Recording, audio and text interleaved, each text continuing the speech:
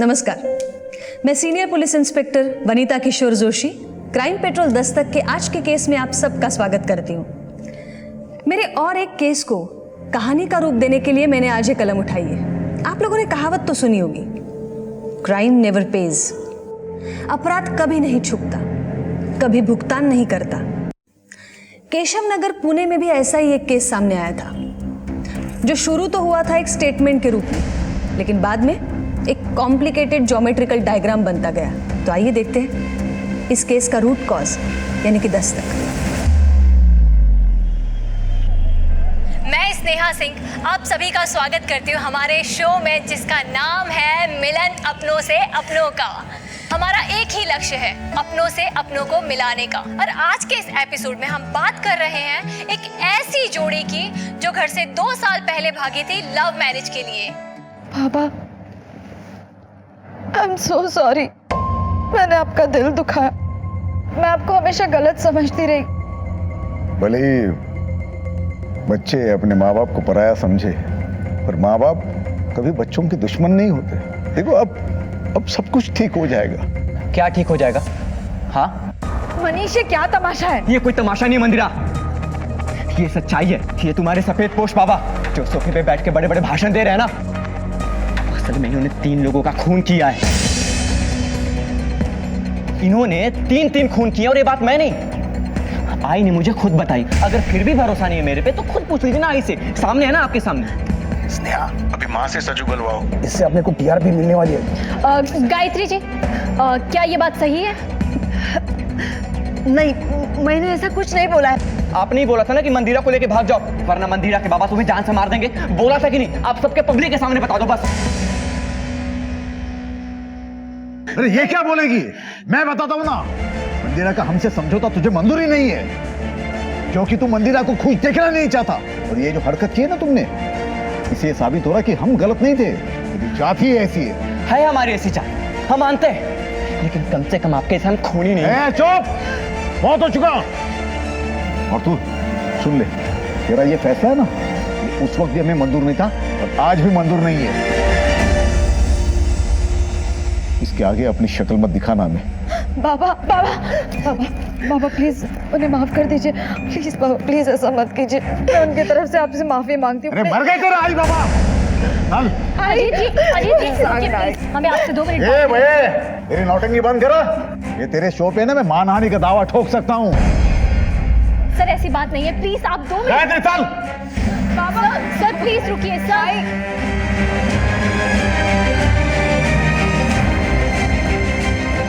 मनीष, मनीष।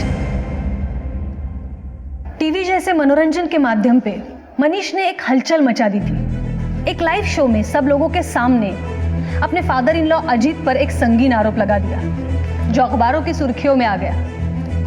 मामला बड़ा था, इसलिए पुलिस टीम ने भी जांच करने के आदेश पर तुरंत अमल करना शुरू कर दिया।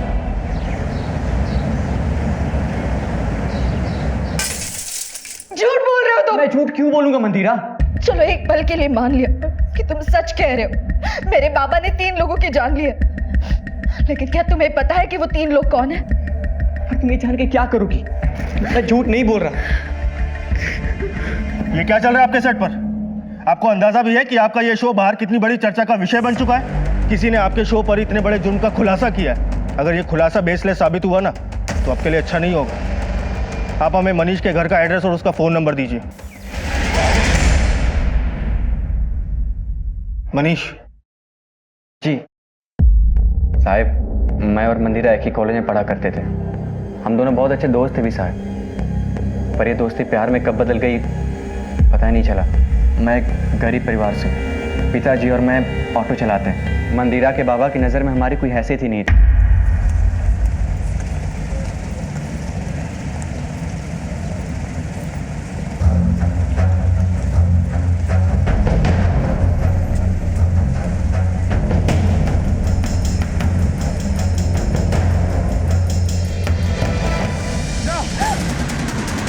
उस दिन के बाद मंदिरा के बाबा ने मंदिरा को घर में कैद कर दिया, फिर उसका कॉलेज भी जाना बंद करा दिया।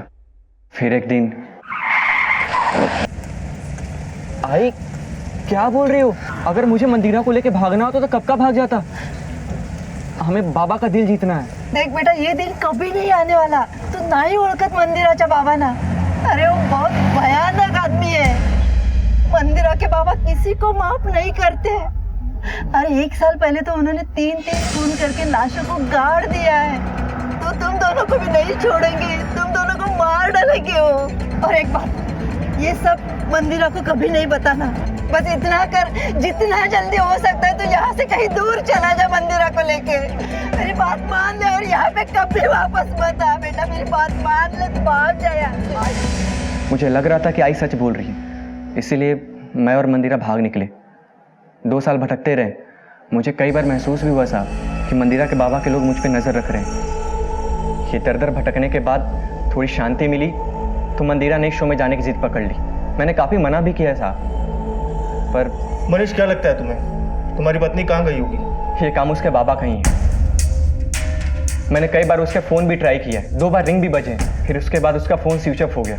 मैं आपके पास ही आने वाला था साहब. प्लीज मंदिरा को ढूंढ निकालवाओ. तुम्हारे घर वाले कहाँ रहते हैं? पुणे, केशव नगर. मंदिरा के आई बाबा भी वहीं रहते हैं. हमारा तो साहब यहाँ कोई है नहीं, इसलिए मैं भी सोच रहा हूँ कि मैं अपने बाबा के पास चला जाऊँ. लेकिन मनीष, तुम्हें डरने की कोई जरूरत नहीं है. तुम पुणे ही जाओ. और रही बात मंदिरा की, तो उसकी मिसिंग कंप्लेंट दर्ज करके हम तफ्तीश शुरू कर देते हैं. वागले, ये मंदिरा के फोन को ट्रेस करो. आसपास पूछताछ से शुरुआत करो. कहाँ गई, कैसे गई, किसी ने कुछ तो देखा होगा. सर, बात कुछ भी हो, लेकिन एक नवजात बच्चे को उसकी माँ इस तरह छोड़ के नहीं जा सकती. हो सकता है मंदिरा के पिता ने कुछ किया हो. मंदिरा के पिता को अगर कुछ करना होता तो वो मनीष के साथ करते. खैर, तुम एक काम करो, इस अज्ञात विक्टिम के मर्डर केस को पूना केशव नगर पुलिस स्टेशन को हैंड ओवर करो. और इस मनीष पर भी नजर रखनी पड़ेगी, क्योंकि जिस इंसान ने 2 सालों तक ये राज अपने पेट में छुपाए रखा, आखिर ऐसा क्या हो गया कि उसने एक टीवी शो पर उल्टी कर दी. ये एक असाधारण केस था और पुलिस को भी स्वीकार था. गहरी जांच के आदेश भी मिले थे. हमने ये केस लाइव टीवी पे देखा था, लेकिन तब ये बात पता नहीं थी कि ये केस हमारे थाने क्षेत्र का है. जब ऑफिशियली ये केस हमें हैंडओवर हुआ, तब हमने कार्रवाई शुरू कर दी. अब हमें 2 केसेस सॉल्व करने थे. एक मंदिरा की मिसिंग कंप्लेंट और दूसरा अजीत पे लगाए गए 3 हत्याओं के आरोप का सच. मैंने और मेरी टीम ने हर एक स्टेटमेंट को कई बार पढ़ा, बारीकी से समझा, टीवी फुटेज देखा और कूद पड़े मैदान में.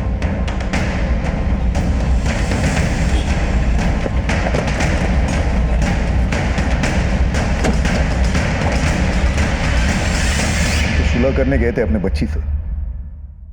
सारे गिले शिकवे मिटा के उन्हें अपनाना चाहते थे, सिर्फ हमारे नवासे का मुंह देखने के लिए. हमें क्या पता हम पर कीचड़ उछलने की साजिश हो रही है. बच्चे अपने माँ बाप को पराया समझे, पर माँ बाप कभी बच्चों के दुश्मन नहीं होते. अब सब कुछ ठीक हो जाएगा. हम दोनों की जान लेकर. मतलब आप कहना क्या चाहते हो? कि अगर हम इनके हाथ लग जाते ना, तो हमें ये जान से मार देते. इन्होंने 3 खून किए और ये बात मैं नहीं, आई ने मुझे खुद बताई. गायत्री जी, मनीष के स्टेटमेंट के हिसाब से आपने उसे बताया था कि आपके पति ने 3 साल पहले 3 हत्याएं की. मंदिरा के साथ भागने को भी आप ही ने कहा था, तो फिर ये इल्जाम कैसे हुआ? ये तो सिर्फ उसने आपकी बात दोहराई है. मैंने भागने के लिए जरूर कहा था, क्योंकि मैं चाहती थी कि दोनों प्यार करने वाले मिल जाएं, लेकिन अपने पति के बारे में इतनी घिनौनी बात मैं कभी नहीं कह सकती. आपकी बेटी मंदिरा मुंबई से गायब है. यहाँ पर आई थी? वो यहाँ तो नहीं आई. वो गई कहाँ? इंक्वायरी चल रही है. 5 सितंबर को स्टूडियो से बाहर निकलने के बाद आप कहाँ थे? मैं सीधा पुणे चला आया, गायत्री को घर छोड़ा और मैं वर्कशॉप चला गया. मैडम, ये मनीष झूठ बोल रहा है. उसे पकड़िए, 2 डंडे मारिए, सब सच उगलेगा. वो उसी ने कुछ किया मेरी बेटी को, और अब मुझे फंसाने की कोशिश कर रहा है. तो आपने मनीष को कभी नहीं धमकाया? मैंने धमकाया था ना, क्योंकि मैं इनके रिश्ते के खिलाफ था. एक बाप होने के नाते मैं अपनी बेटी की बेहतर जिंदगी के लिए कर रहा था, लेकिन उसे कूड़े में खेलने का शौक है, तो मैं क्या कर सकता हूँ. और ये बात कितनी सच है कि आपके लोग मनीष के पीछे पड़े हैं और उसे परेशान कर रहे हैं? जी नहीं, मेरा कोई आदमी मनीष के पीछे नहीं है. और मनीष को सारी बातें पता थी, सच पता था, तो 2 साल तक चुप क्यों रहा? वो पुलिस के पास क्यों नहीं गया उसी वक्त? मैडम, मैडम यहाँ देखिए, कुछ खोदा गया है।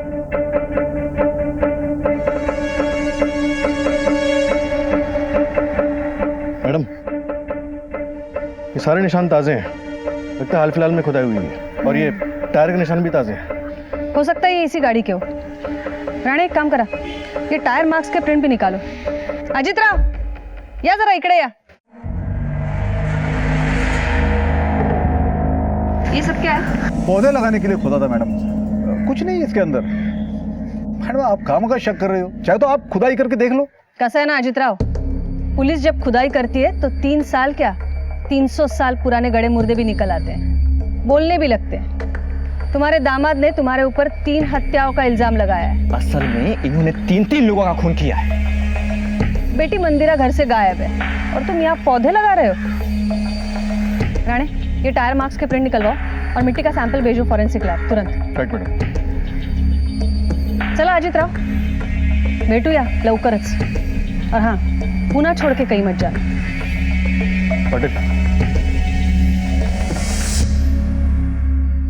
मीरा रोड पुलिस ने मंदिरा की खोज तेज कर दी और लिंक से लिंक ढूंढते हुए उन्हें ये इन्फॉर्मेशन मिली थी कि मंदिरा पुणे के लिए निकली थी। साहब क्या बताओ आपको, ये अजित राव है ना, दोगुला किस्म का इंसान है। सारे दुनिया भर के प्यार करने वालों का मसीहा बनता था, शादियां रचवाता था उनकी, लेकिन जब उसी के बेटी की पारी आई ना, उसने अपना असली रूप दिखा दिया। कहाँ ले गया तेरा बेटा मेरी बेटी को? मैं नहीं जानता। अगर मेरी बेटी नहीं मिली तो तेरे बेटे के साथ तुझे भी जिंदा जमीन में गाड़ दूंगा मैं। साहब मुझे एक बात बताइए, मेरा बेटा मंदिरा को क्यों नुकसान पहुंचाएगा? साहब वो तो उसे जान से ज्यादा प्यार करता है। ये सब ना उस अजित राव का किया कराया है। ये अजीत राव का कोई नजदीकी, कोई खास, कोई राइट हैंड जानते हो किसी को? हाँ साहब, एक आदमी है, गोविंद नाम है उसका, उसी के वर्कशॉप का मैनेजर है। साहब सुनने में आया है वो अजित राव का सबसे वफादार और राजदार इंसान है। बाबा, सब मेरा बेटा मनीष। तुम कब आए? जी आज ही। क्यों? वो अकेला वहाँ बच्चे संभालने थोड़ा मुश्किल हो रहा था, तो इसलिए यहाँ चला आया। देखो ना बाबा,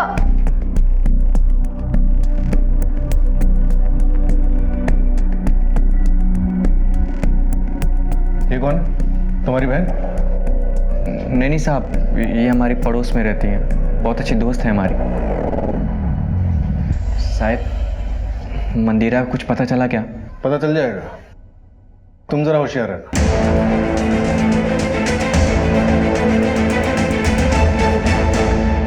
मीरा रोड पुलिस ने बड़ी मेहनत के बाद हमें एक लीड दी थी कि मंदिरा मीरा रोड से पुणे आई थी, लेकिन तब तक हमारे पास ऐसी कोई लीड नहीं थी। इसलिए हमने एक सिपाही मंदिरा को ढूंढने के लिए लगा दिया।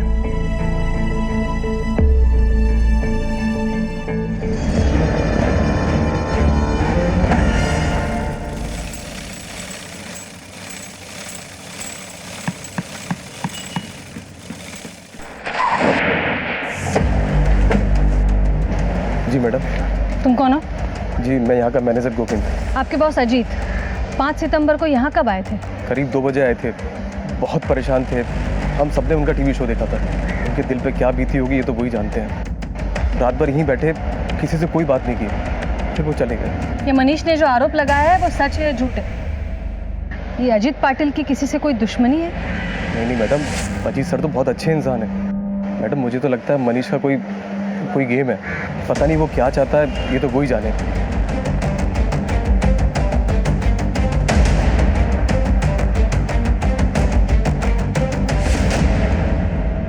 मैडम घर से खाना आ गया। ठेवा टेबल पर। मैडम जितने भी लोगों से पूछताछ की, किसी ने भी अजीत की किसी दुश्मनी का कोई जिक्र नहीं किया। 5 सितंबर को अजीत की फोन लोकेशन उसकी वर्कशॉप की थी और उसके मैनेजर गोविंद की फोन लोकेशन भी उसकी वर्कशॉप की थी। ये मिसिंग कंप्लेंट्स में क्या मिला है? मैडम 3 साल पहले की सारी मिसिंग कंप्लेंट्स छान मारी, अजीत का किसी के साथ कोई लिंक नहीं मिला। तो अजीत के कॉल रिकॉर्ड्स में क्या मिला? मैडम आपने आकाश को बुलाया था, वो आ गया। लेकर आओ उसे। ठीक है। मैडम शो से वापस आने के बाद अजीत को 1-2 कॉल्स आए थे, उसके क्लाइंट को भी उसने फोन कॉल्स किए थे। हाँ रात 8 बजे उसे धनौरी के एक पीसीओ से कॉल आया था। धनौरी? लेकिन ये तो शहर से बहुत बाहरी इलाका है।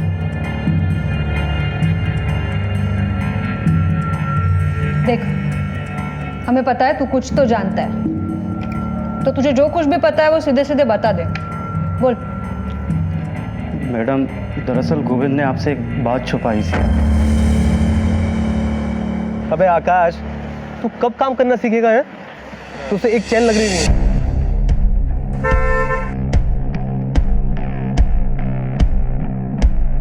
गोविंद उस दिन साहिब की गाड़ी लेकर कहीं गया था और फिर रात तक वापस नहीं आया था। ठीक है, उस पर नजर रखना, अगर बताने लायक कुछ हो तो जरूर बताना। घेऊन जायला। ठीक है मैडम। राणे, मुझे लगता है ये सब कुछ किया धरा जरूर गोविंद का है। पीसीओ से भी जरूर उसी ने कॉल किया होगा। एक काम करते हैं, धानुरी चल के पता करते हैं।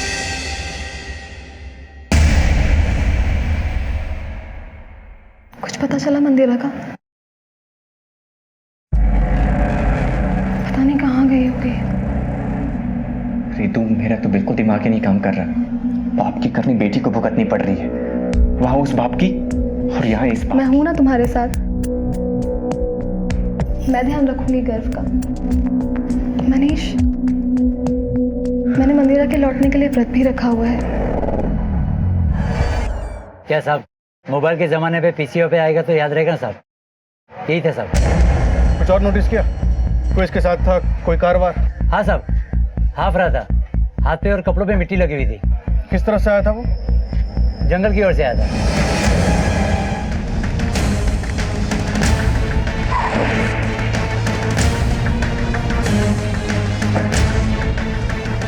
ये सारा एरिया छान मारो। जी मैडम।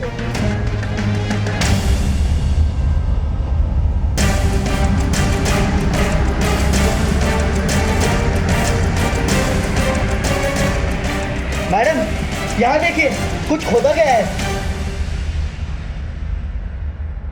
मैडम, ये देखिए टायर के निशान। मैडम, ये देखिए। पाटिल, खोदो इसे।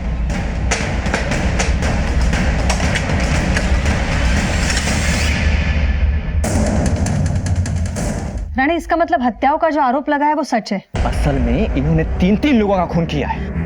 एक कंकाल मिला है तो 2 और भी हो सकते हैं। और एक बात तो साफ है, इसको कहीं से लाके यहाँ गाड़ा गया है, क्योंकि ये गड्ढे का साइज भी छोटा है। एक काम करा रानी, ये कंकाल के ऊपर की मिट्टी अजीत के घर से मिली मिट्टी से मैच करवाओ। मैडम, मुझे लग रहा है आपका शक सही था। अजीत के घर से जो टायर के निशान मिले थे और जो ये टायर के निशान है, मुझे लग रहा है एक ही है। पहले गोविंद को उठाकर लेकर आओ और फिर अजीत।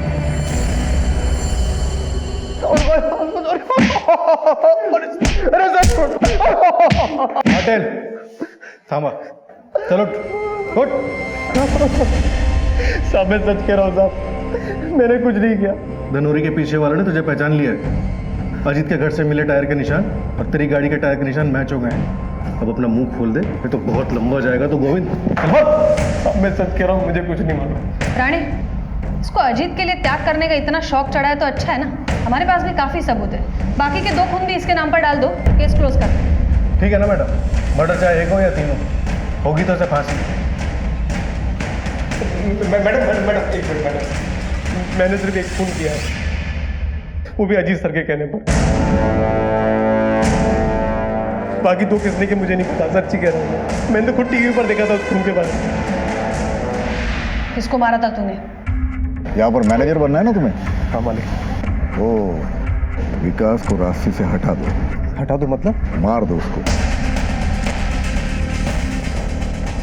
क्या बदबू? कोई सवाल नहीं, सोच। और तूने उसकी जगह ले ली, क्यों मारा विकास को? अजीत सर ने कहा था कि मुझसे कभी सवाल मत पूछना, इसलिए मैंने कभी सवाल नहीं किया उनसे। तो तुझे बाकी 2 हत्याओं के बारे में पता नहीं है। चल मान लेते हैं, मंदिरा के बारे में क्या जानता है? ये मंदिरा को गायब करने में भी अजीत का हाथ है? मुझे कुछ नहीं मालूम उसके बारे में। केस बहुत बड़ा बन गया था। एक तरफ 3 हत्याओं की गुत्थी, असल में इन्होंने 3 लोगों का खून किया है, और दूसरी तरफ मंदिरा की तलाश। हम भी पूरी शिद्दत के साथ केस की तह तक पहुंचने में लग गए।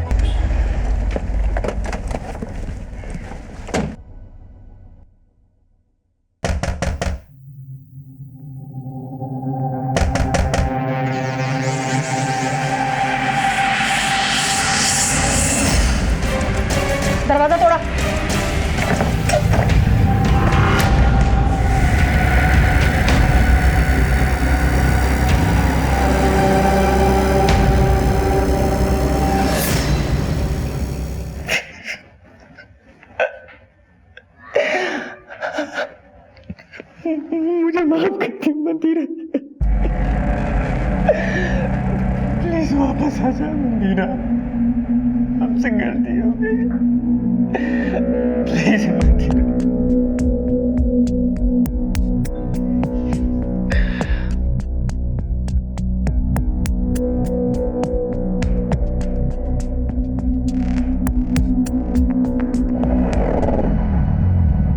अब बताइए हुआ क्या था? गोविंद के पकड़े जाने के बाद मेरे पति बहुत डर गए थे। कोई भरोसा रखने लायक नहीं रहा है, एक एक को देख लूंगा मैं। उठे निकाला। सारी मुसीबत खड़ी करके पूछ रहे हो कहाँ जा रहे हो? क्या जरूरत थी तुम्हें मुंह खोलने की मनीष के सामने? अब पुलिस मेरे पीछे लग जाएगी। कहीं मनीष की बात सच तो नहीं है ना? काश मेरी बेटी मेरे साथ होती, कहीं वो मंदिरा के साथ कुछ गलत ना करे। वो बहुत सन के आदमी है। देखिए, हमें पता चल गया है अजीत ने विकास को मरवाया। अब आप ये भी बता दीजिए वो बाकी के 2 लोग कौन हैं? किसके साथ दुश्मनी है अजीत की? दुश्मनी नहीं, दोस्ती थी। प्रभा और मंदिरा के बीच बहुत अच्छी दोस्ती थी। प्रभा का हमारे घर में अक्सर आना जाना रहता था।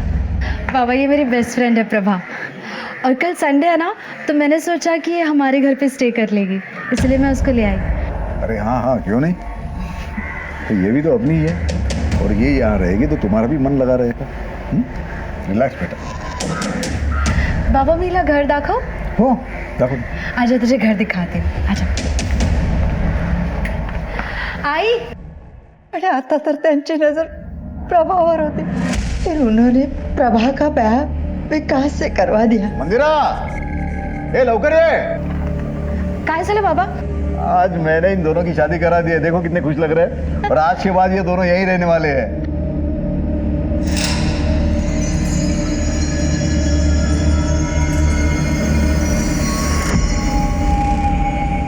अपने ही बेटी की सहेली के साथ अपने ही घर में। शुरू में प्रभा और विकास दोनों को ही कुछ गलत नहीं लगा, लेकिन एक दिन ये मंगलसूत्र मुझे पहना दो।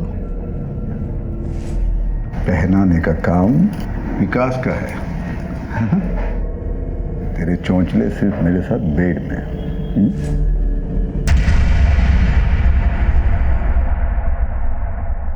अब तो प्रभा और विकास दोनों एक दूसरे के करीब आने लगे थे। अगर अजीत सर को पता चल गया तो?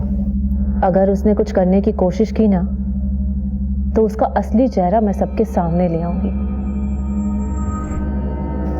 विकास, तुम मेरे पति हो और वो बदन नोचने वाला भेड़िया। खैर, इस वक्त भी तुम कौन सी बातें लेकर बैठ गए हो? उसके बाद विकास की पत्नी प्रभा भी गायब हो गई, लेकिन उसके पास कहीं चले जाने का कोई कारण नहीं था। मैं समझ गई, उसे भी मार दिया गया है। फिर जब मनीष ने टीवी शो में इन पे इल्जाम लगाया, असल में इन्होंने 3 लोगों का खून किया है। तो उन्होंने विकास की लाश को गोविंद के हाथों जंगल में गड़वा दिया। 2 नाम तो पता चल गए, तीसरा कौन है? या तू पता दे या मैं पुलिस में जाऊं। पुलिस में क्यों जाता है? छोड़, मिलना है ना, उन दोनों को मिलना है ना, मैं मिलवा। ऐसा करना, कल फैक्ट्री में आ जाना मेरे, और उन दोनों को वहीं मिल लेना। कल आखिरी दिन होगा। अरे वादा है मेरा, पक्का मिलवा दूं। उस दिन के बाद विनायक को मैंने कभी नहीं देखा। तुम अगर इतना सब कुछ जानती थी तो कभी पुलिस के पास क्यों नहीं आई? इनका डर इतना था कि कुछ सुझा ही नहीं देता था। मुझे मेरी बेटी मंदिरा की चिंता थी। अगर ये सब सच उसके सामने आ जाता तो ना जाने क्या होता। उसी दौरान मंदिरा को मनीष से प्यार हो गया, लेकिन मैं जानती थी अजित इन दोनों को नुकसान पहुंचा सकता है, और मैं मंदिरा को समझा नहीं सकती। इसलिए मैंने मनीष को समझाया, जिसकी वजह से ये सब बवाल हो गया। लेकिन किसी ने भी विनायक या फिर उसकी बेटी प्रभा और विकास, इनकी मिसिंग कंप्लेंट क्यों नहीं की? विनायक का तो आगे पीछे कोई नहीं था, और प्रभा की कंप्लेंट करने से पहले ही विनायक गायब हो गया था। बचा कौर, उसकी पत्नी जया, जो ये सब परेशानियां सह नहीं पाई और उसकी दिमागी हालत थोड़ी खराब हो गई। ये जया कहाँ रहती है? बोधी बस्ती में कहीं तो रहती है। देखो, कानून को अंधेरे में रखने के लिए और अपराध को छुपाने के जुर्म में तुम्हें हमारे साथ चलना होगा। घेऊन ये ना बाहर। राणे, अजीत के मोबाइल को ट्रैकिंग पे डालो, उसके सारे बैंक अकाउंट्स को मॉनिटर करो, उसके नाम का लुकआउट नोटिस जारी करो हर थाने में। वो निकलने की तैयारी में होगा, इसलिए हर एंट्री और एग्जिट पे अलर्ट करो। उसके फोटो फ्लैश करो सब जगह। Okay madam. और ये प्रभा और विनायक दोनों के 3 साल पहले के फोन रिकॉर्ड्स निकालो। हो सकता है उनके लास्ट लोकेशन से कुछ हेल्प मिले। Right madam. राणे, ये मनीष के कॉल रिकॉर्ड्स निकलवाओ।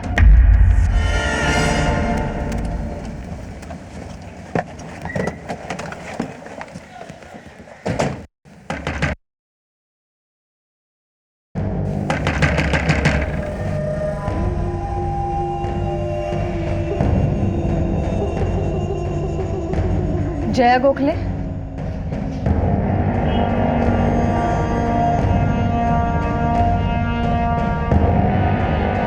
आपके पति और बेटी के बारे में पूछताछ करनी है।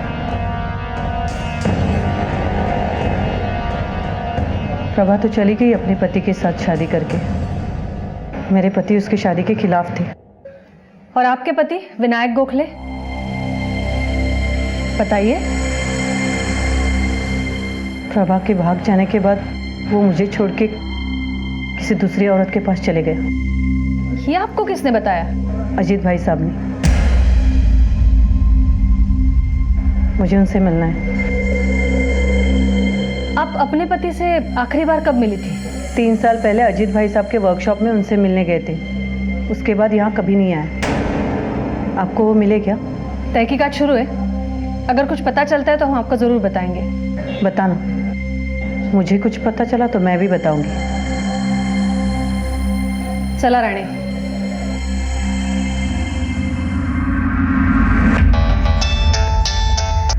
हेलो।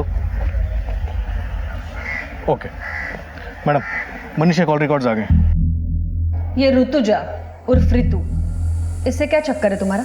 चक्कर? मेरे आई बाबा ने उसे मेरे लिए पसंद किया था। और तुमने मंदिरा को। ये शादी के बाद भी तुम ऋतु से कांटेक्ट में थे, क्यों? ऋतु पसंद आने लगी थी क्या तुम्हें? मैडम, आप गलत समझ रही हैं। हाँ, मैं मानता हूँ कि मैं ऋतु से रेगुलर बात करता था, लेकिन उसे समझाने के लिए, ताकि वो किसी दूसरे से शादी कर लो, अपना घर बसा ले। और ये बात तो मंदिरा भी जानती थी। अगर ये सच है मनीष, तो तुम्हारे लिए बेहतर है।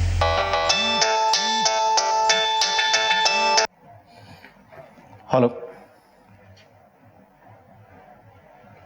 ओके मैडम, विमन नगर के गेस्ट हाउस में अजीत ने अपना कार्ड यूज किया है पेमेंट के लिए, लेकिन उसका फोन अभी भी स्विच ऑफ है। गेस्ट हाउस का नाम पता करो क्या है।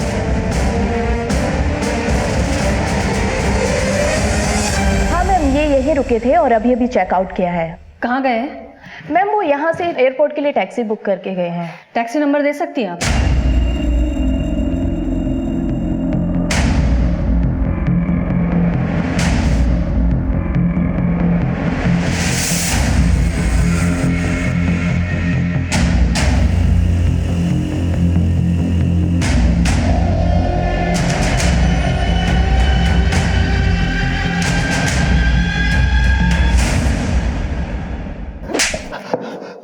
मैडम, मी का नाही केलं?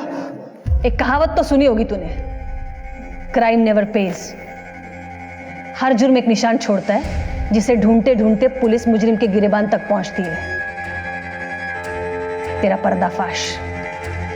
गोविंद के हाथों जिसका तूने कत्ल करवाया था वो विकास था। तेरे घर के प्रीमाइसेस से तूने जो कंकाल हटवाया वो हमारे हाथ लग गया। चल बोल, बाकी के 2 कंकाल कहाँ हैं? मैडम, ये गोविंद है ना, झूठ बोल रहा है। मेरे वर्कशॉप में उसको प्रमोशन चाहिए था मैनेजर का, तो इसलिए शायद उसने विकास को रास्ते से हटवाया होगा। वो अभी मुझे फंसा के मेरा पूरा वर्कशॉप हड़पना चाहता है वो। राणे, मैडम, मैं कसम खा के शपथ समझो मैडम, मैंने कुछ नहीं। झूठ बोलने का नाटक बंद कर अभी। तेरी पत्नी गायत्री ने भी बताया हमें कि तूने प्रभा और विनायक का भी कत्ल किया है। पता नहीं गायत्री झूठ क्यों बोल रही है मैडम। मैडम, प्रभा और विकास एक दूसरे से प्यार करते थे और मैंने उनकी शादी करवाई। तो शादी के बाद वो लोग दोनों कहाँ चले गए मुझे सच्ची में कुछ पता नहीं है। तो तू निर्दोष है? बिल्कुल मैडम, मैडम ये मुझे फंसाने की कोई साजिश हो रही है।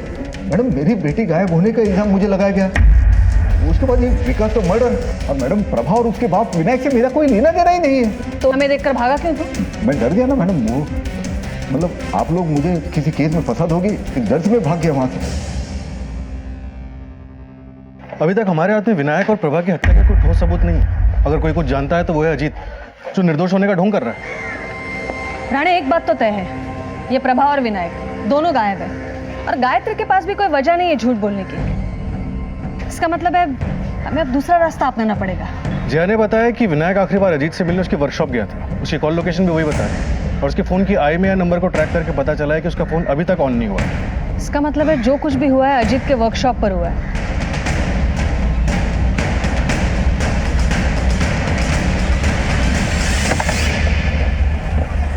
चप्पा चप्पा छान मारो। देखो उधर।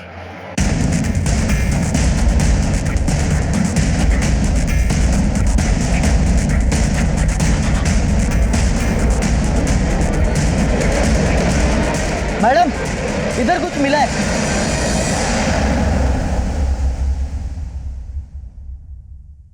ये ड्रम में कोई सीमेंट इस तरह जमा करके क्यों रखेगा? कहीं गड़बड़ है।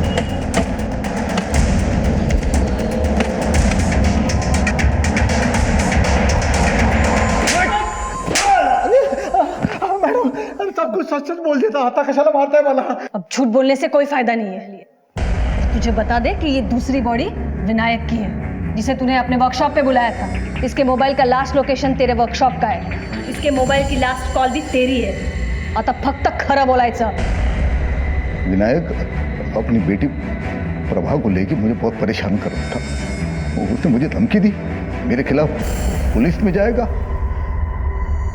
अगर वो पुलिस में जाता तो इंक्वायरी में बाकी के केस भी खुल सकते थे, इसलिए मैंने उसको उसकी बेटी से मिलने के बहाने वर्कशॉप में बुला लिया। हे विनायक, आवाज मत करना। क्यों? बेटी से मिलना है ना? हाँ अंदर है, जाके सरप्राइज देना। और प्रभा, उसको क्यों और कैसे मारा? प्रभा मुझे छोड़ के विकास के करीब होने लगी थी। अगर अजीत सर को पता चल गया तो? पता चल गया तो चल गया, मैं उससे डरती हूँ क्या? अगर उसने कुछ करने की कोशिश की ना तो उसका असली चेहरा मैं सबके सामने ले आऊंगी। मुझे लोगों के सामने बेनकाब करने की बात की उसने। अब एक आखिरी सवाल का भी जवाब दे दो, मंदिरा के साथ क्या किया? मैडम मंदिरा के साथ मैंने कुछ नहीं किया, जरूर उस मनीष ने कुछ किया होगा। मैडम जब मैंने इतनी सारी बातें स्वीकार कर ली तो ये बात मैं झूठ नहीं कहूंगा, कुछ की कायतरी करा। फिर कहाँ और किस हालत में होगी मंदिरा? 3 मर्डर्स की बात तो कबूल कर ली, लेकिन मंदिरा की बात पड़ा हुआ है। चलो ठीक है, मान लेते हैं सच बोल रहा है, पर ये मंदिरा को गायब करने के पीछे किसका हाथ हो सकता है? कहीं ये मनीष तो नहीं?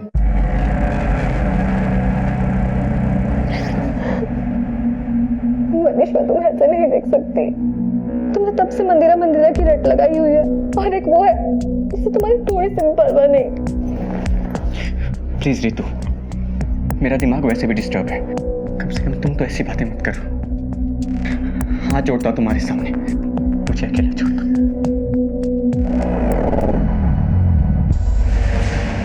इन्वेस्टिगेशन में 3 मर्डर के खुलासे हुए, पर हमें अब भी मंदिरा नहीं मिली थी। हमने दिन रात एक कर दिए थे उसके तलाश में।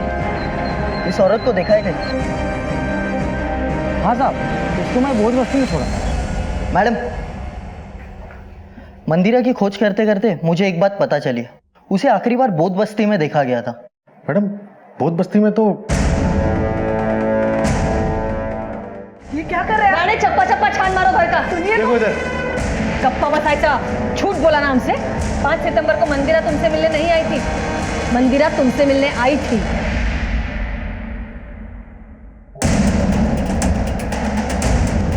मैडम ये देखिए,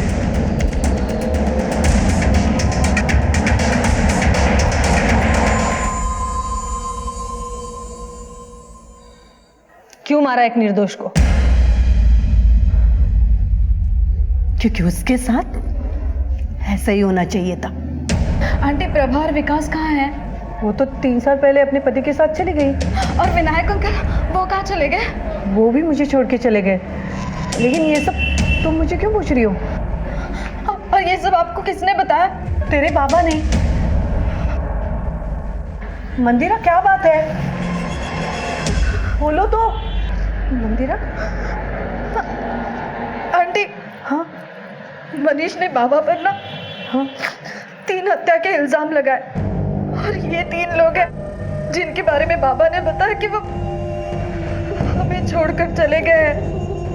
मुझे लग रहा है कि कहीं मनीष की बात सच तो नहीं है।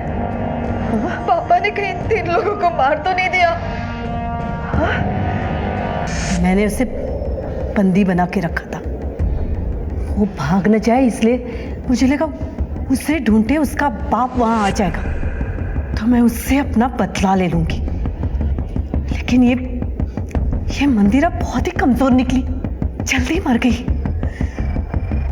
उसका बाप वहां आता तो मैं उसे भी मार देती उसे भी। कानून अजित को उसके गुनाहों की सजा देगा, लेकिन तुमने एक निर्दोष को मारा है, इसकी सजा तुम्हें भी जरूर मिलेगी। प्रभा की लाश भी हमने अजीत के बताए हुए जगह से बरामद कर ली। आपने कई बार कई अनोखे किस्से देखे या सुने होंगे। हत्या के बाद लाश को घर में दफना दिया, दीवार में चुनवा दिया, जलाकर भस्म कर दिया, वगैरह वगैरह। लेकिन ये राज वही मुजरिम खोलते हैं जो इस साजिश को रचने के लिए सोच समझ के प्लानिंग करते हैं। इस केस में गायत्री को भी कई बार दस्तक मिली, लेकिन डर की वजह से कह लो या फिर स्वार्थ की वजह से कह लो, आने वाली हर एक दस्तक उसने अनसुनी कर दी। मनीष की आवाज भी एक दस्तक थी जिसने पुलिस को जगाया। असल में इन्होंने 3 लोगों का खून किया है और एक बहुत बड़े केस का पर्दाफाश हुआ। प्रभा ने तो जानबूझकर दस्तक पर ध्यान नहीं दिया। जब तक प्रभा ने दस्तक सुनी तब तक बहुत देर हो चुकी थी। मंदिरा को भी दस्तक मिली थी, लेकिन पुलिस की सहायता लेने के बजाय वो प्रभा के बारे में जानने के लिए खुद जया के पास चली गई। उसने सोचा होगा पहले वो खुद सच जान ले। दस्तक तो होती ही है, हर अपराध आवाज देता है। बस समय रहते इस आवाज को सुनकर सही कदम उठाए तो अनहोनी को टाला जा सकता है। देखते हैं हमारे आज के एपिसोड की दूसरी कहानी। गोविंद, अरे कस्तूरी रो रही है, देखना उसको।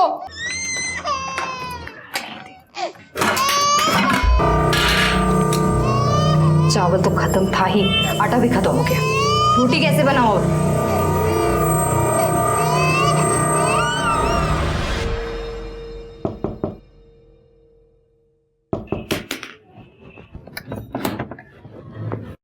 अरे मीना, कशी आहे तू? बरी आहे आशा ताई। ताई वो 200 रुपए उधार दो ना। वो घर में आटा खत्म हो गया है। मैंने भाजी बना ली थी, रोटी बनाने गई तो देखा आटा ही नहीं है। वो पुराने वाला उधार याद है मेरे को, मैं वो डायरी में लिख के रखी है। गोविंद को नौकरी लगेगी ना तो एक साथ सब लौटा देगी। पर वो अभी 200 रुपए मिल जाते तो ताई। मेरे पास भी कहाँ रहते हैं हमेशा। खैर तू यहीं रुक, मैं देखती हूँ कितना दे सकती हूँ।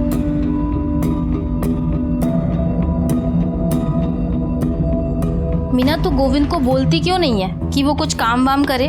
घर पे बैठने से कोई काम देने घर पे थोड़ी आएगा।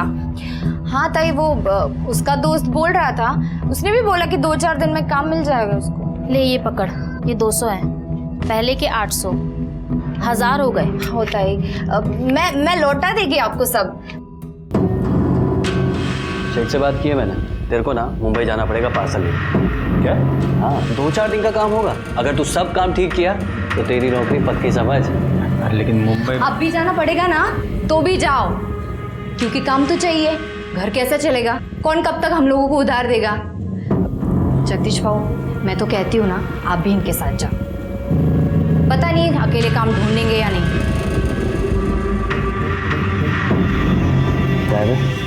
भाभी बहुत भड़की हुई है। ये खाली है क्या तेरी? बिल्कुल।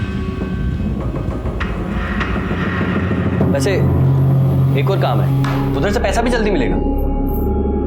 कौन सा? देख, तू तो जानता ही है मैं जिस बंगले की देखभाल करता हूँ, मेरा सेठ दुबई रहता है। उसे हफ्ते में एक बार साफ सफाई के लिए काम करने वाले की जरूरत है।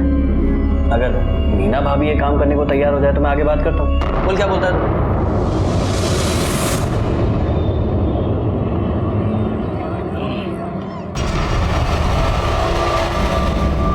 ये लो पैसे।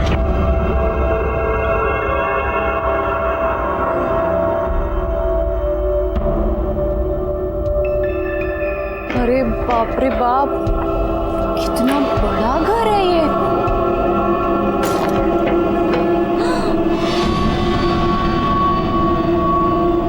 अरे देवा रे देवा, ये घर है कि महल है?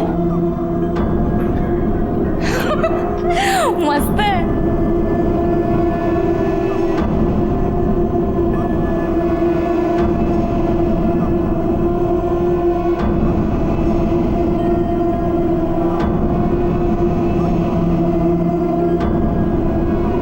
कितना मस्त टीवी है।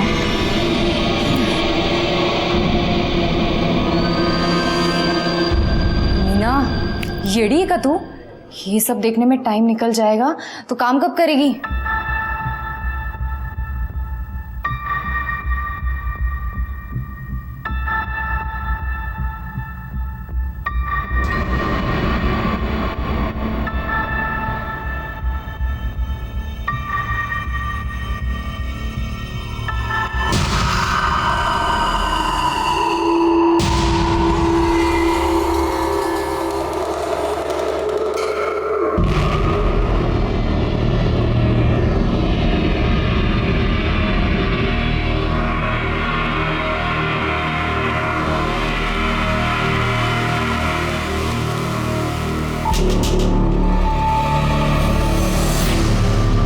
अरे बाप रे, रात हो गई।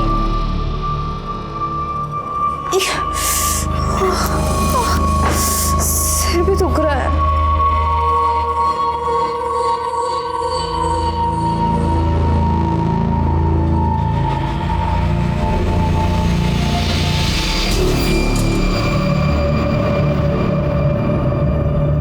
मीना, तू कैसी बाहर है? तेरे को कोई शर्म वरम है या नहीं है? मैंने ऐसा क्या कर दिया? 4 दिन पहले तू बच्ची को मेरे पास छोड़कर गई और तू गायब है। 4 दिन? 4 दिन कैसे हुए? दिमाग खराब है क्या तेरा? आज सुबह नहीं गई थी तू, 4 दिन पहले कस्तूरी को मेरे पास छोड़कर गई थी तू। 4 दिन? और कितना फोन किया मैंने तुझे, तेरा फोन ही नहीं लग रहा था। तेरा मर्द आया मुंबई से अभी दोपहर में और शाम को बच्ची को लेकर गया। पागलों की तरह ढूंढ रहा है वो तुझे। ये पैसा किधर से आया? हाँ? कहाँ से लाया पैसा? हाँ? 2000 रुपया? हाँ? कहाँ से आया है 2000 रुपया? और मैं यकीन कर लूंगा, नहीं तेरे को अभी ऐसा नहीं याद आएगा। तेरी सारी चर्बी निकालता हूं मैं, तब तेरे को बराबर याद आएगा। क्या गलत हो पैसा? मतलब जब मैं सो के उठी ना, तब मेरे कपड़े ठीक नहीं थे। मुझे लगता है कि कोई तो जबरदस्ती किया है मेरे साथ। कुछ तो भी किया है मेरे साथ। गोविंद, मुझे ना पुलिस स्टेशन लेके चलना, मेरे को कंप्लेंट लिखवानी। चुप सारी।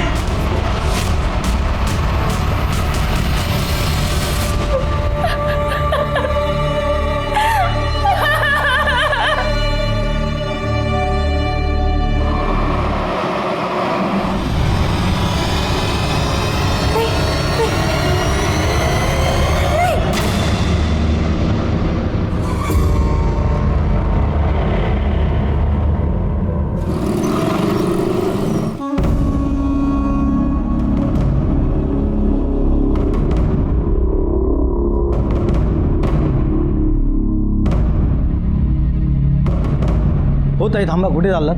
काय काम है? वो बड़े साहब से मिलना था, कंप्लेंट लिखवानी थी। बड़े साहब तो बाहर गए हैं। आइए, मेरे को बोलिए कंप्लेंट। आइए, मैं लिखता हूँ। नहीं, बड़े साहब से ही मिलना है। क्या है ताई, बड़े साहब केस के सिलसिले में बाहर गए हैं, उनको आने में टाइम लगेगा। नहीं, बट उनसे ही मिलना था, मेरे को तो उनसे ही मिलना था। ठीक है, तुम्ही तिथे बसून वाट बघा। चलो चलो साइड हटो, हटिए, चलो चला पीछे चला। पाटिल, बॉडी को सीधा करो।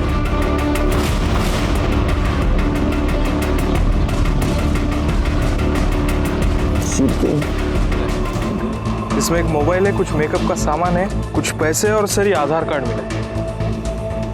सर लड़की का नाम गुंजन पेडनेकर है, भरत सिंह कॉलोनी 43/42 अलीबाग। लड़की की फैमिली को इन्फॉर्म करोगे?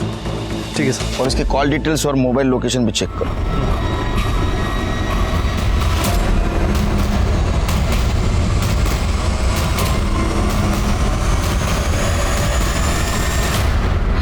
नमस्कार साहब। सर ये औरत कंप्लेंट लिखवाना चाहती है। वो क्या मुहूर्त वक्त है, लिखून गया? जी सर, मैंने उनको बोला कि मैं कंप्लेंट लिखवा दूँ, पर वो आपका इंतज़ार कर रहे हैं, आपको ही मिलना चाह रहे हैं। हाँ बताइए, क्या कंप्लेंट है आपकी?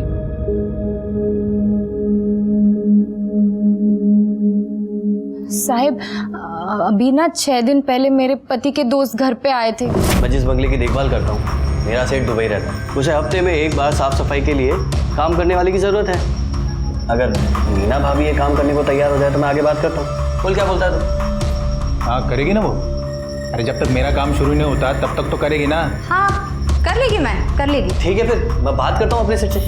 लेकिन मैं मुंबई जाऊंगा और तू भी उधर जाएगी तो बच्चे को कौन संभालेगा रे? बच्चे का क्या करना है ना मैं देख लेगी। तू ना बहाने बनाना बंद कर और काम कर।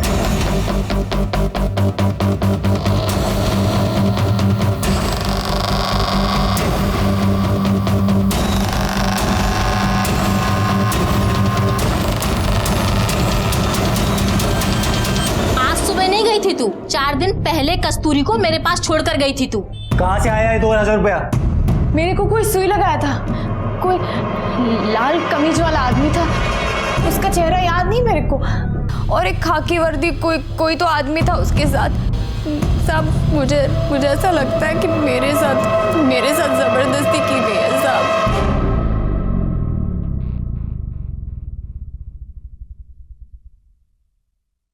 पिछले 4 दिनों से आप कहाँ थी, आपको कुछ याद नहीं? नहीं साहब। आपके साथ 4 दिनों में क्या हुआ वो भी कुछ याद नहीं? नहीं। ये बात आपने आपके पति से कही? हाँ मैंने बात की, लेकिन उसको मुझ पर यकीन ही नहीं। शिर्के, इनका स्टेटमेंट लो। पाटिल मॅडम यांना घेऊन जा मेडिकलला। जाइए। शिर्के, इसके पति को और बेंगलोर का केयरटेकर जगदीश को बुलाओ। ठीक है सर। एक केस को डिस्कस करते हुए हम पुलिस स्टेशन में जा ही रहे थे कि दूसरा केस सामने आ गया। एक केस था लड़की के मर्डर का और दूसरा केस था मीना का, जिसके जिंदगी से 4 दिन गायब थे।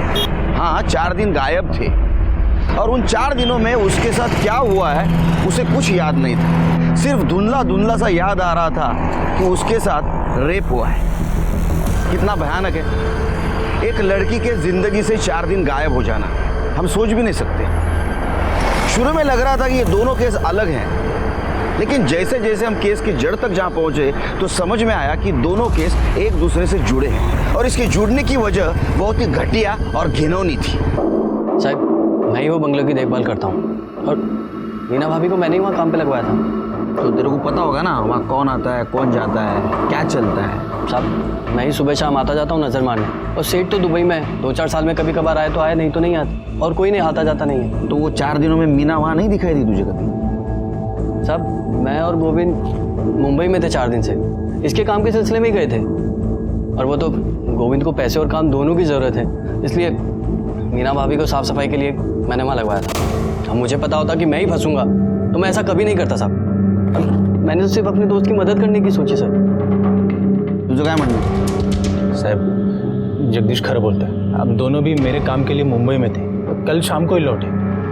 साहब मैं तुम्हारा सांगतो, इस औरत में मेरे को कुछ गड़बड़ लग रही है। एक नंबर की झूठी कहानी बता रही आपको। नहीं साहब। तुम इतने यकीन से कैसे कह सकते हो ये झूठ बोल रही है? साहब 1 नंबर की झूठी औरत है ये।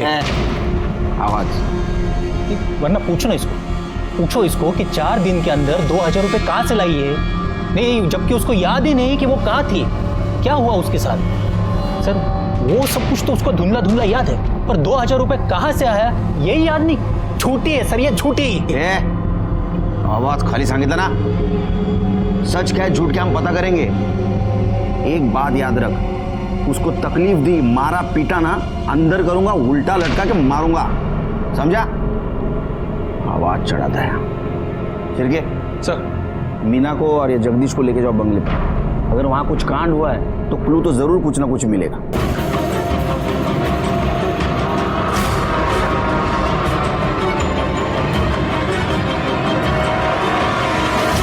सर, अंदर कुछ नहीं मिला।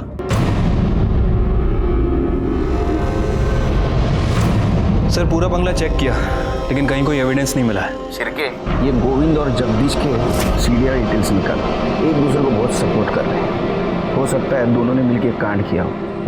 ठीक है सर। सर, जंगल में हमें जिस लड़की की लाश मिली थी गुंजन, उसके पेरेंट्स आए। भेज दो।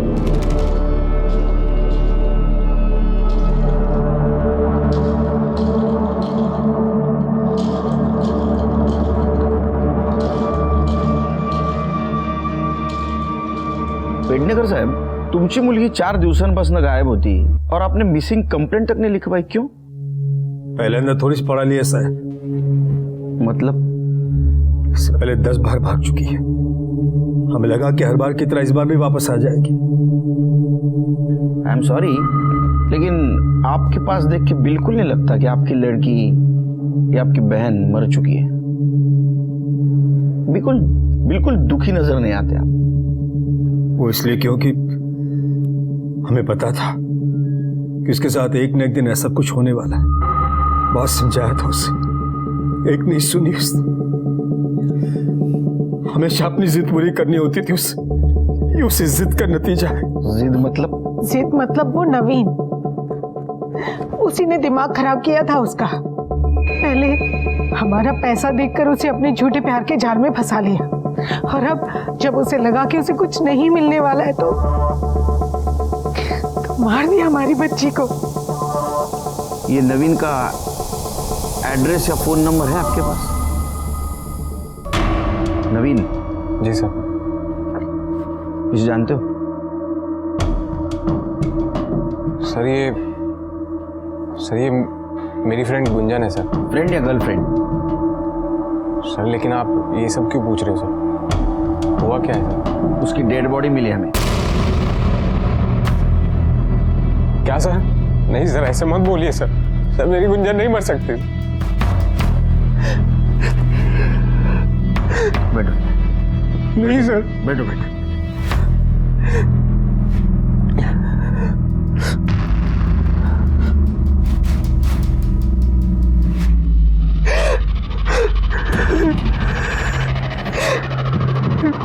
अब ये सब बातें छोड़ो, अब सच सच बताओ, गुंजन के बारे में क्या जानते हो? सर, मैं उससे सर पहली बार कॉलेज में मिला। पहले हमारी दोस्ती हुई सर, फिर उसके बाद हम दोनों एक दूसरे को पसंद करने लगे। लेकिन सर, गुंजन के घर वाले मुझे पसंद नहीं करते। कॉलेज खत्म हुआ तो फिर हम उसके घर वालों से छुप के बाहर मिलने लगे। सर, अभी 4 दिन पहले हम मिलने वाले थे, पर क्या? पर सर मिल नहीं पाए। क्योंकि कहाँ हो तुम? मैं कब से तुम्हारा वेट कर रही हूँ। अरे यार, मैं ये श्रेयस होटल, बाइक पंचर हो गई है। अरे तो तुम्हें तो 1 घंटा लगेगा यहाँ आने में। एक काम करते हैं, हाँ। जेएम कॉलेज के पीछे मिलते हैं। तुम वहाँ से और मैं यहाँ से, दोनों आधे घंटे में पहुँच जाएंगे। चलो ठीक है, मैं आता हूँ।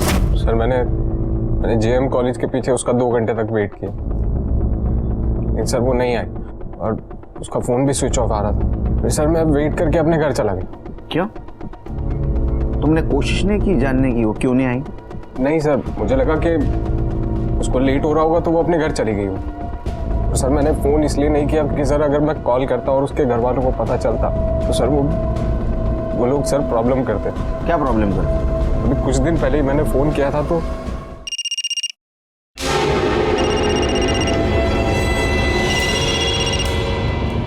डार्लिंग, तुम 2 मिनट और फ़ोन ना उठाती ना तो मेरी जान निकल जाती। जान तो मैं वैसे भी तुम्हारी ले लूंगा अगर गुंजन का पीछा नहीं छोड़ा तो। जानती हो तुम मुझे?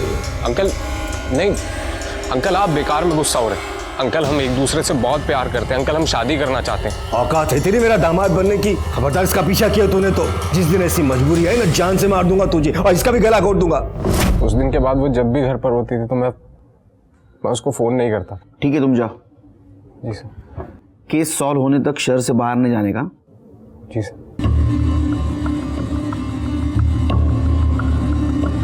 शिर्के सर, ये गुंजन के फैमिली के कॉल रिकॉर्ड और मोबाइल लोकेशन चेक करो। गला दबा के मारने की धमकी शायद उन्होंने सच की हो। तो ये नवीन पे ध्यान रखो। सर, ये गोविंद और जगदीश का कॉल रिकॉर्ड। सर, ये गोविंद और जगदीश सच बोल रहे थे। ये 4 दिनों तक मुंबई में थे। जिस दिन मीना बंगले पे गई और जिस दिन वो वापस आई, उस दौरान ही वहीं थे।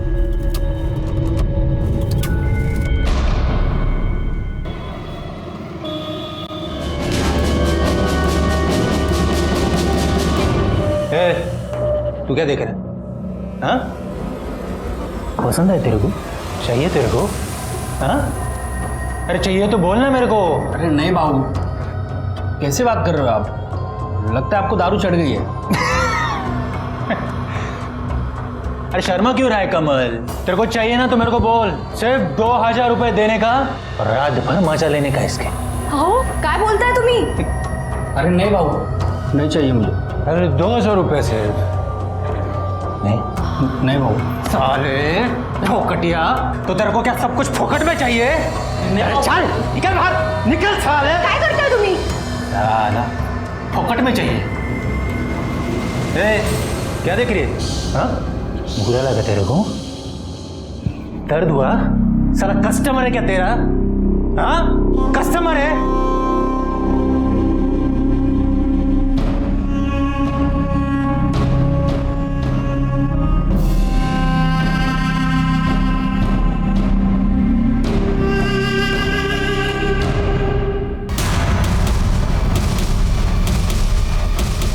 नवीन और गुंजन के रिलेशनशिप से आपको क्या प्रॉब्लम थी?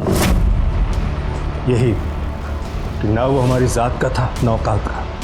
हम गुंजन के लिए अपनी बराबरी का लड़का चाहते, लेकिन वो 2 टके के लड़के के चक्कर में फंसी थी। इसलिए आपने उसे गला घोट के मारने की धमकी दी। जब मारना होता तो अपनी बेटी को क्यों मारता? उस नवीन को मार देते। उससे में माँ बाप हजारों बातें अपने बच्चे से बोल देते। इसका मतलब ये नहीं कि वो सचमुच उनका बुरा चाहते। ठीक है, जरूरत पड़ी तो पुलिस स्टेशन बुलाऊंगा। सर, आपको नहीं लग रहा है मोहन गुंजन के लिए दुखी होने का नाटक कर रहा है? कर भी रहा होगा, लेकिन अभी हम कुछ नहीं कर सकते क्योंकि हमारे पास कोई सबूत नहीं उनके खिलाफ। नजर रखो इन पे। अगर गुंजन का खून इन्होंने किया है तो कोई ना कोई गलती जरूर करेंगे। सर, गुंजन की पोस्टमार्टम रिपोर्ट आ गई है। पढ़ो। सर, पोस्टमार्टम रिपोर्ट के मुताबिक उसकी मौत 10 जून 4 बजे से 6 बजे के बीच में हुई है। मौत उसकी गला दबाने की वजह से हुई है, लेकिन सर उसके गले पे कोई फिंगरप्रिंट नहीं मिला। मतलब ये हो सकता है कि जिसने उसका गला दबाया उसने ग्लव्स पहने हुए थे। सर, उसके साथ लगातार 4 दिन तक रेप किया गया, वो भी अलग अलग आदमी ने, क्योंकि अलग अलग फ्लेवर के कॉन्डम्स यूज़ किए गए। सर, ये रेप है, लेकिन रेप जैसा दिख नहीं रहा, क्योंकि सर उसकी बॉडी पे कहीं भी कोई स्ट्रगल के निशान नहीं है। और सर, सबसे इम्पोर्टेंट बात, उसकी बॉडी पे सेलेस्ट्रॉन नाम का ड्रग मिला है। इस ड्रग को लेने के बाद इंसान को कुछ याद नहीं रहता। सर, इसी तरह का ड्रग हमें मीना की मेडिकल रिपोर्ट में ही मिला था, इसीलिए शायद उसे भी कुछ याद नहीं था कि वो 4 दिन तक कहाँ थी और उसके साथ क्या हुआ। श्री कुछ समझ में नहीं आ रहा है। ये गुंजन 4 दिन गायब थी, मीना भी 4 दिन गायब थी। गुंजन को ड्रग दिया गया था, मीना को भी ड्रग दिया गया था। गुंजन के साथ 4 लोगों ने रेप किया था और मीना को जितना याद है उसका कहना है कि 2 जन थे। फर्क सिर्फ इतना है, गुंजन को मार दिया और मीना को जिंदा छोड़ा। क्यों, ये पता चल जाएगा। लेकिन ये बात तो साफ है कि इन दोनों केस का आपस में कुछ ना कुछ कनेक्शन है, और ये कनेक्शन क्या है ये हमें सिर्फ मीना बता सकती है। इस केस में हम जैसे जैसे आगे बढ़ रहे थे, कंफ्यूजन और सॉल्यूशन दोनों साथ चल रहे थे। दोनों केस का आपस में कनेक्शन था, लेकिन विक्टिम की परिस्थितियों को देखा जाए तो कनेक्शन नहीं लग रहा था। हाँ, ये बात तो सच थी कि गोविंद का इसमें कोई हाथ नहीं था, वो तो मेल मेंटेलिटी का शिकार था, और इसीलिए मीना की बात साबित होने के बावजूद भी उसे सहारा देने के बजाय वो उससे नफरत कर रहा था। एक बात समझ में नहीं आ रही थी, मीना और गुंजन इन दोनों को ड्रग देके 4 दिनों तक किसने रेप किया, गुंजन को क्यों मारा और मीना को क्यों जिंदा छोड़ा? नहीं नहीं, उसको बोलो जल्दी काम करे। वो बहुत इतना ढीला करेगा ना तो मेरा काफ़ी नुकसान हो जाएगा यार। This is not right, he has to be prompt. I don't want to remind you again.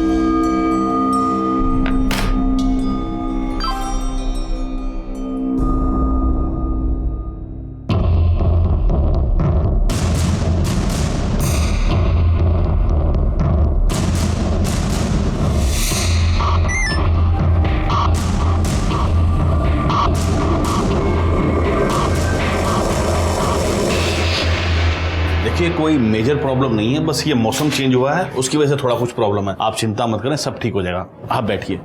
Sister,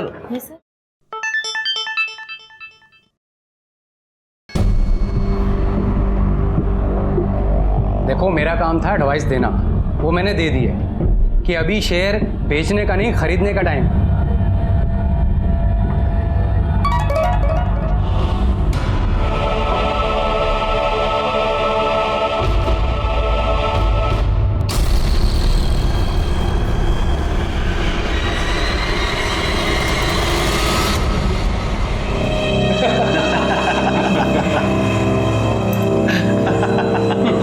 अरे भाई कल तो अजीत ने बोली 25,000 से शुरू की, लगता है भाभी जी में वो दम नहीं रहा। बहुत बेसब्री से इंतजार कर रहा था बटरफ्लाई का। अबे मेरी छोड़, अपनी सोच। मेरे पास तो स्टेफनी है, पर तू तो ऐसे ही मरेगा। और मैंने कब रोका है तुझे? जितनी हिम्मत हो बोली लगा ले। ठीक है, चलो फिर लगाते हैं 40,000। 40,000, 60,000। कोई है इससे ऊपर बोलने वाला? बोलो। क्यों राजन भाई, क्या बात है? आजकल धंधा कुछ मंदा चल रहा है। हाँ तो आपने बोली नहीं लगाई। 75,000। चलिए राजन भाई, बटरफ्लाई पे सबसे पहला हक आपका। तो इसी बात पे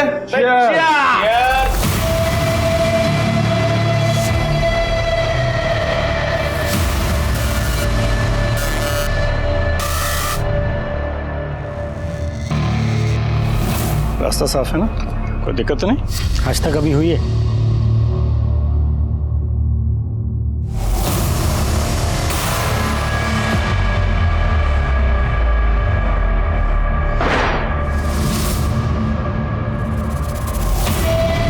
यही वो 4 आदमी थे जो क्लब चलाते थे और मासूम लड़कियों की बोली लगाते थे, उन्हें ड्रग्स देकर रेप करते थे, और इस वजह से इन लड़कियों को कुछ याद नहीं रहता था। मीना को जो धुंधला धुंधला सा याद आ रहा था, उसमें 2 आदमी थे, एक लाल शर्ट पहना हुआ और एक खाकी ड्रेस पहना हुआ। लाल शर्ट तो कोई भी पहन सकता है, लेकिन खाकी वर्दी या तो रिक्शा ड्राइवर, या तो गवर्नमेंट ऑफिस का प्यून,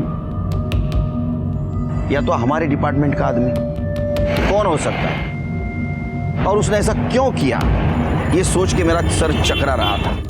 सर, नवीन के बयान के मुताबिक नवीन खड़ा था श्रेयस होटल के पास और गुंजन थी सिविल हॉस्पिटल के पास। नवीन ने गुंजन को कॉल करके जेएम कॉलेज के पीछे बुलाया। जेएम कॉलेज के पीछे मिलते हैं, तुम वहाँ से और मैं यहाँ से, दोनों आधे घंटे में पहुँच जाएंगे। सर, अब सिविल हॉस्पिटल से जेएम कॉलेज के पीछे पहुँचने में लगभग आधा घंटा लगता है, वो भी तब जब खुद का व्हीकल हो, लेकिन गुंजन के पास कोई व्हीकल नहीं है। मतलब गुंजन ने जेएम कॉलेज पहुँचने के लिए किसी ऑटो का इस्तेमाल किया होगा। सर, गुंजन के कॉल रिकॉर्ड के हिसाब से गुंजन ने नवीन से 10 मिनट बात की और उसके बाद उसका फ़ोन स्विच ऑफ हो गया। मतलब ये गुंजन जेएम कॉलेज के लिए निकली तो थी, लेकिन वहाँ पहुँची नहीं। कहाँ गई होगी सर? शिरके, इस रूट पे कितने रिक्शा चलते हैं देखो, उनके ड्राइवर कौन है आरटीओ से पता करो, और हाँ इस मीना से क्रॉस वेरीफाई करो, देखो किसी ड्राइवर को पहचानती है क्या जिसने उसे बंगले तक छोड़ा था, क्योंकि गुंजन और मीना की केस हिस्ट्री ऑलमोस्ट सेम है। ठीक है सर। सर, गुंजन का बॉयफ्रेंड नवीन आपसे मिलना चाहता है। बोला। तुम्हें इतने दिनों के बाद याद आया कि गुंजन के मर्डर में उसके फैमिली का हाथ हो सकता है? सर, शक तो मुझे पहले से ही था, लेकिन सर उस दिन मुझे ये बात याद ही नहीं आई, वरना सर मैं आपको बता देता। आप लोगों को ये बात समझ में नहीं आती? मेरी लाइफ मेरी है, आपने मेरे फोन को हाथ भी कैसे लगाए? ये मेरी पर्सनल चीज है, आप इसे नहीं छू सकती। तू हमारी इज्जत को मिट्टी में मिलाती रहे और हम तेरा फोन भी नहीं छू सकती। कितनी बार कहा उस कमीने से दूर आकर, वो हमारी बिरादरी का नहीं है, उसकी तो जात भी हमारी। जात बिरादरी ये सब आपके लिए मायने रखती होगी, ये सब मैं नहीं मानती। मान तो तू भी जाएगी, बस मनवाना पड़ेगा तुझे। मैं क्या छोटी बच्ची हूँ जो आपकी धमकियों से डर जाऊंगी? सर, ये सब मुझे गुंजन ने ही फोन पर बताया, और सर कुछ टाइम बाद तो उन्होंने उसका फोन भी छीन लिया गया था। सर बहुत दिन तक हमारी बात नहीं हुई, तो फिर सर मुझसे रहा नहीं गया, और सर मैं हिम्मत जुटा के उससे मिलने उसके घर पर चला गया। चल गुंजन, चल गया ऐसे। देख, आखिरी बार बोल रहा हूँ, दूर रह उससे, वरना तुझे ही नहीं उसे भी जान से मार डालूंगा। आई बात समझ? चल निकल। मुझे पता है तुम लोग उसे मारते पीटते हो, अंदर रूम में बंद करके रखा तुमने, छोड़ूंगा नहीं मैं तुम्हें, तुम्हारी पुलिस में रिपोर्ट करूंगा मैं। चल निकल। सर वो लोग बहुत पुराने ख्यालों के लोग, वो लोग जात बिरादरी के नाम पर सर कुछ भी कर सकते हैं। सर मुझे पक्का यकीन है कि उन्होंने ही मेरी गुंजन को मारा। नवीन के बयान के मुताबिक ये मामला ऑनर किलिंग का है शिरके। सर मुझे लगता है कि हमें गुंजन की फैमिली से एक बार अपने तरीके से पूछताछ करनी चाहिए। नहीं शिरके, तुम एक बात भूल रहे हो। देखो गुंजन 4 दिन तक गायब थी। 4 दिन अलग अलग लोगों ने उसके ऊपर रेप किया और 4 दिन के बाद मारा। फैमिली ऐसा क्यों करे? वो तो उसी दिन मार देती। एक बाप अपनी ही बेटी को ड्रग देकर 4 अलग अलग लोगों से रेप क्यों करवाता? देखो शिरके, मीना और गुंजन का केस सेम है, लेकिन मीना का गुंजन की फैमिली से कोई कनेक्शन नहीं। इसका मतलब इसमें कोई और इन्वॉल्व है। और हमें ये तभी पता चल सकता है जब हमें ये पता लगेगा कि गुंजन जिस ऑटो में गई थी जेएम कॉलेज के पीछे, वो ऑटो किसका था। सर आरटीओ से लिस्ट आ गई है। सर ऐसे 70 ऑटो हैं जो इस एरिया में रजिस्टर्ड हैं। मतलब हो सकता है कि 70 से 90 ऑटो उस रूट पर चलते होंगे। सर इनमें से ये एक ऑटो है जो उस वक्त वहाँ से गुजरा था। यहाँ पे गुंजन का फ़ोन भी स्विच ऑफ हुआ था। और सर इसके ड्राइवर की लोकेशन मर्डर स्पॉट से भी मैच करती है। क्या नाम है इस ड्राइवर का? सर राम ज्ञानी मिश्रा। लेके आओ उसको।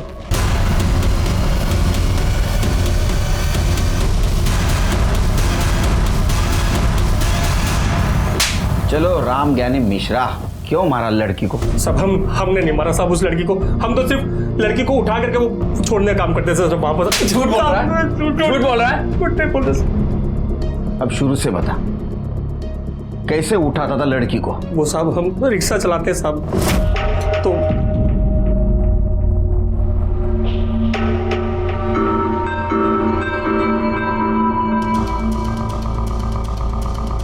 ए लैला मजनू, क्या हो रहा है इधर? ये पब्लिक प्लेस है, माहिती है ना? ये सब अलाउड नहीं इधर। सर बैठे थे हम लोग बस यहाँ पर। बैठे थे? मेरे को शिरडी लगाता है? तुम लोग में इसको बैठना बोलते क्या रे? हाँ सर जा रहे हैं हम लोग। घर वाले का नंबर दे। सर जा रहे हैं ना सर। नंबर दे बोला ना। Sir sorry sir. बाइक तेरा है? हाँ सर। चल निकल।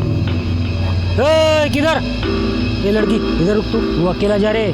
लेकिन सर अकेला जा बोला ना, नहीं तो रास्ते में वापस लैला मजनूगिरी करोगे तुम लोग। निकल, चले निक। किधर रहती तू? पास में। इधर इधर किधर? ओ यमुनानगर। ए रिक्शा, चल बैठो। ए रिक्शा, ये लड़की को सीधा उसका घर पे छोड़ने का, बीच में इसका हीरो मिलने का कोशिश करेगा बाइक पे, मिलने देने का नहीं। क्या समझा ना? ठीक है सर। तो घर पे जाने का सीधा, समझा ना? चल।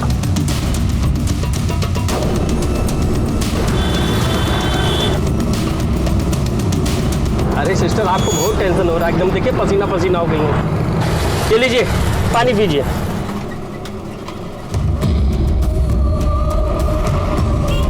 आराम से पानी पीजिए।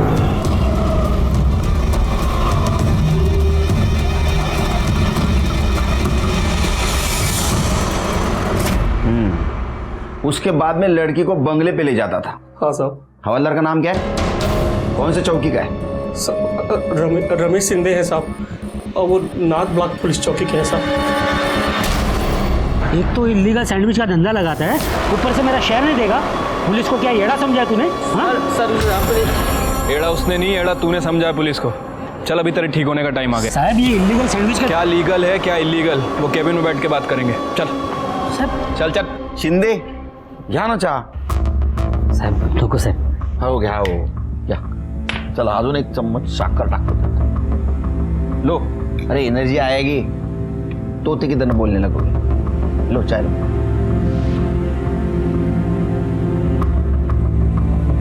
आ गई एनर्जी, बोलो।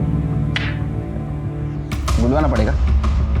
शिरके चलो इनका स्वागत करो। शिकायत का मौका नहीं मिलना चाहिए। हो साहब। सब मारू नका साहब। रिक्शा वाले मिश्रा ने जहां लड़की को छोड़ा था वहीं तुम्हारा मोबाइल लोकेशन मिला है।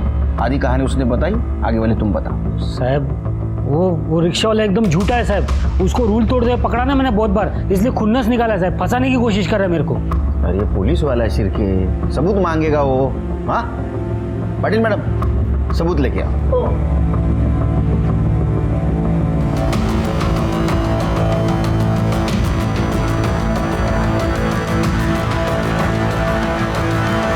पहचाना? इसने पहचाना तेरे को? तू कबूल कर ना कर, मेरे लिए इतना सबूत काफी है। शिरके, इसके खिलाफ ज्यादा से ज्यादा चार्ज लगा, इसके घर वाले भी इसकी शक्ल भूल जाए। साहब, इसके ऊपर मैंने जबरदस्ती किया था साहब, लेकिन मैं उसको बंगले पे नहीं लेके गया था साहब। ये लड़की मेरे को खुद बंगले में बेहोशी की हालत में मिली साहब। साहब, ये काम मैं अपने लिए नहीं करता हूँ साहब, कुछ बड़े लोग हैं उनके लिए करता हूँ साहब। कुत्रिया हल्का, तूने मेरी जिंदगी बर्बाद कर दी। मैं तेरे को नहीं छोड़ेगी, तेरे को मार डालेगी तेरे को कुत्रिया, मार डालेगी मैं तेरे को। कैसा पुलिस वाला है रे तू? हाँ, वो बेहोश थी, कैसे पहचानेगी तेरे को? मैंने अपना नाटक किया और तूने कबूल कर लिया। चल बता, अब इसमें कौन कौन शामिल है वो बता। साहब, वो बड़े लोग हैं, पैसे वाले लोग हैं साहब। मैं उनके लिए लड़की सप्लाई करने का काम करता था। शिरकी, इसके बड़े और पैसे वाले लोगों को लेके आओ इधर। ठीक है सर। डिपार्टमेंटचं नाव खराब करून टाकलं तू।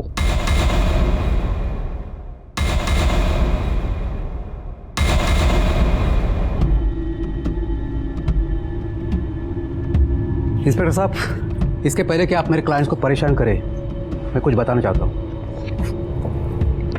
एंटीसिपेटरी बेल के पेपर्स हैं इन चारों के। आपके पास इनके खिलाफ कोई सबूत या गवाह नहीं। ये चारों इनोसेंट है, आप इन्हें परेशान नहीं कर सकते। आपने इन्हें सिर्फ एंटीसिपेटरी बेल के बारे में बताया, ये नहीं बताया पुलिस सबूत कहां से भी ढूंढ के निकाल सकती। जल्द मिलेंगे सबूत के साथ, जाइए। शिरके, सर, इन चारों के कॉल डिटेल्स निकालो और 24 आवर्स इनके ऊपर निगरानी रखो। सर, मुझे लगता है कि इस गुंजन मर्डर केस में ये चारों, वो auto driver Mishra, constable Shinde और वो केयरटेकर जगदीश, इनमें से कोई एक इन्वॉल्व है। बस एक बार सबूत हाथ लग जाए, सब पता चल जाएगा। मुझे भी जानना है कि गुंजन को मारने का और मीना को जिंदा छोड़ने का क्या मोटिव होगा उसका।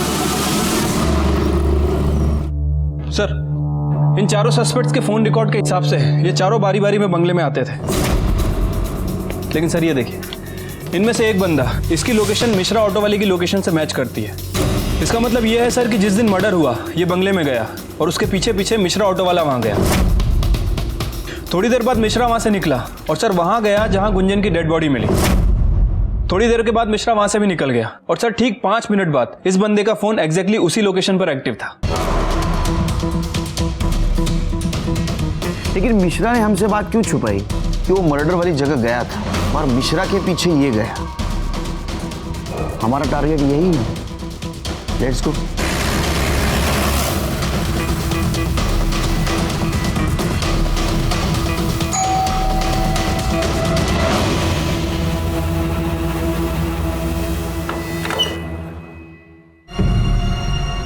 आप यहाँ? ये घर आपका नहीं है? जी नहीं, ये घर मेरे छोटे भाई अजीत का है। कल उसने गुंजन की आत्मा की शांति के लिए हवन रखा था, इसलिए आए थे। पर आप लोग यहाँ? हमने अजीत की आत्मा की शांति के लिए हवन रखा है, बुलाएंगे उसे। कौन है भाई साहब? मैं हूँ केलकर गुरुजी।